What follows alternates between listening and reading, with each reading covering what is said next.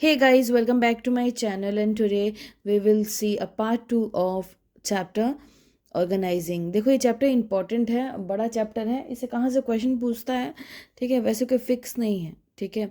तो बड़ा चैप्टर है तो हम लोग कोशिश करेंगे कि जो इंपॉर्टेंट टॉपिक्स है उसको टच करें, ठीक है। देखो अब नेक्स्ट टॉपिक है ऑर्गेनाइजेशनल स्ट्रक्चर। देखो एग्जाम में ऑर्गेनाइजेशनल स्ट्रक्चर पहचानने के लिए बोल सकता है सिर्फ एमसीक्यू में, ओके। इसलिए आपको उसका मीनिंग पता होना चाहिए, ठीक है। तो चलो देखते हैं।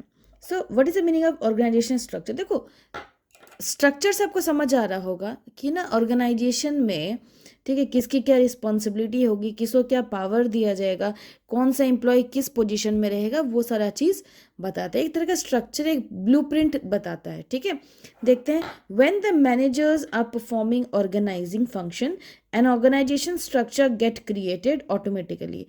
अपने आप ही एक स्ट्रक्चर क्रिएट होता है which defines the job, position, the authority, responsibilities of different employ. वो उसमें ये बताया जाता है कि कौन से एम्प्लॉय का कौन सा काम है, किसको कितना अथॉरिटी मिला है, किसकी क्या रिस्पॉन्सिबिलिटी है, वो सब कुछ दिखाया जाता है। So it is a framework within which managerial and operational task are performed। सो बेटा एक तरह के ब्लूप्रिंट, एक फ्रेम बनाया हुआ है जिसमें सारा मैनेजेरियल और ऑपरेशनल टास्क होता है, ठीक है। अब देखो ये है, ये भी एमसीक्यू में पूछता है, ठीक है। ये स्पैम ऑफ मैनेजमेंट क्या होता है, सिंपल है। That how many employees or subordinate can be effectively managed by one manager। इसमें बेटा सिंपली बताता है कि जो एक मैनेजर है ना, वो एक मैनेजर जो है वो कितना सबॉर्डिनेट्स को हैंडल कर सकता है अपने अंदर, ठीक है। मतलब वो कितना सबॉर्डिनेट्स को से काम करा सकता है, समझे, ठीक है। कि कितना सबॉर्डिनेट एक एम्प्लॉय के, एक मैनेजर के अंदर काम करेगा कि काम अच्छे से हो। मान लो एक मैनेजर है, ठीक है, और उसके अंदर 50 लोग हैं, तो ओब्वियसली थोड़ा हेपा हजार्ड हो जाएगा, थोड़ा सा क्याओस हो जाएगा। तो उसी हिसाब से इसमें देखा जाता है स्पैन ऑफ मैनेजमेंट में कि किसके अंदर कितना काम होगा, ठीक है। अब एक चीज़ ध्यान रखना, ये भी एमसीक्यू में पूछता है कि अगर नैरो स्पैन ऑफ मैनेजमेंट है तो टॉल स्ट्रक्चर होगा, याद रखना। वाइड है तो फ्लैट होगा, ठीक है। अब देखो ऑर्गेनाइजेशन स्ट्रक्चर का बेटा दो तरीका है जानने का।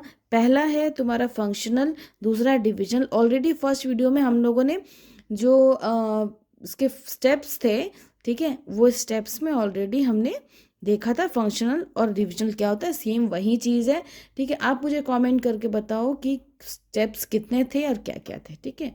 चलो अब हम लोग एक बार फिर से देख लेते हैं फंक्शनल का मतलब क्या होता है। चलो देखो फंक्शनल स्ट्रक्चर मैंने सिंपल आपको बताया कि when this sorry under this methods jobs related to common function are group under one department. इसमें डिपार्टमेंट वाइज काम होता है, प्रोडक्शन डिपार्टमेंट, सेल्स डिपार्टमेंट, ठीक है। यह एक दूसरे के ऊपर लोग रिलाई करता है। कैसे कि अगर मान लो सेल कम हुई, ठीक है, तो फिर ना वो किसको पकड़ेगा, मार्केटिंग डिपार्टमेंट में को पकड़ेगा। क्यों? क्योंकि बोला कि इसे मार्केट अच्छे से नहीं किया था, इसकी वजह से सेल कम हुई, ठीक है। फिर मान लो कि क्वालिटी में अगर इशू आ रहा है, इसकी वजह से सेल कम हो रहा है, तो किसको पकड़ेगा, प्रोडक्शन डिपार्टमेंट को पकड़ेगा, ठीक है। तो ये सब एक दूसरे से मिले हुए रहते हैं। इसका क्या एडवांटेज है बेटा कि जिसका जो काम है उसको वो मिलेगा। दूसरा, increases managerial and operational efficiency. देखो क्या होता है कि हर काम के लिए ट्रेनिंग दिया जाता है ना, तो जब जिसका जो काम है वो मिलेगा तो उस हिसाब से इफिशिएंसी आएगी काम में। तीसरा क्या है, promotes control and coordination with in departments. Department के अंदर कंट्रोल होगा और कोऑर्डिनेशन भी बना रहेगा, ठीक है। अब आते हैं डिविजनल। मैंने आपको प्रीवियस वीडियो में ऑलरेडी बताया है कि जब कोई ऑर्गेनाइजेशन एक से ज़्यादा प्रोडक्ट बनाती है तो वो क्या होता है, वो तुम्हारा डिविजनल के अंदर आता है। When the organisation is large in size and producing more than one type of product, ठीक है, तो उसमें क्या होता है, मान लो कोई ऑर्गेनाइजेशन है, वो ना गारमेंट्स भी बना रही है और उसके बाद मेडिसिन भी बना रही है और शूज़ भी बना रही है, ठीक है। तो जो गारमेंट्स बना रही है तो गारमेंट्स का भी तुम्हारा प्रोडक्शन होगा, सेल्स होगा, मार्केटिंग होगा, फाइनेंसिंग होगा होगा तो ना, तो वो पूरा पूरा जो एक जो डिपार्टमेंट है ना, जैसे मान लो आपका गारमेंट्स हुआ, ठीक है, तो गारमेंट्स के अंदर ही ये सब जितने भी सेल्स, परचेज, ठीक है, मार्केटिंग, सब एक साथ आ जाएंगे। ऊपर वाले में अलग अलग थे, इसमें एक है, इसमें कोई किसी को दखल नहीं देता, ठीक है। मेडिसिन वाला जो है, मेडिसिन डिपार्टमेंट जो है वो आके गारमेंट्स डिपार्टमेंट को नहीं बोलेगा कि मेरा सेल कम क्यों है, लेकिन वो यहाँ बोलेगा। ठीक है, समझ आया। यहाँ पे सबका अपना अपना रिस्पॉन्सिबिलिटी। याद रखना डिविजनल जो बेटा प्रोडक्ट बेसिस से चलता है, ठीक है, और फंक्शनल जो है वो डिपार्टमेंट वाइज चलता है। ठीक है, क्वेश्चन में रहेगा डिपार्टमेंट समझना फंक्शनल है, प्रोडक्ट देगा समझना डिविजनल है। कैसे क्या होता है, इसे प्रोडक्ट स्पेशलाइजेशन होता है। जिसका जो प्रोडक्ट है, मान लो मेडिसिन, उसको मेडिसिन के बारे में नॉलेज है, तो स्पेशलाइजेशन हो गया। फास्ट डिसीजन मेकिंग, क्यों, क्योंकि इसमें क्यों फास्ट है उसमें क्यों फास्ट नहीं हो पाता, क्यों, क्योंकि देखो वहाँ पे ना एक दूसरे को सबको ये करना लेके चलना पड़ता है। यहाँ पे तो सब अपना अपना है, गारमेंट से तो पूरा डिपार्टमेंट अलग हो गया। ठीक है, अकाउंटेबिलिटी क्या है कि ना यहाँ पे ना, जैसे मान लो यहाँ पे फंक्शनल में अगर एक जन लैक करता है तो दूसरा भी लैक कर जाएगा, लेकिन यहाँ ऐसा नहीं है। ठीक है, उसके बाद क्या है, एक्सपेंशन एंड ग्रोथ।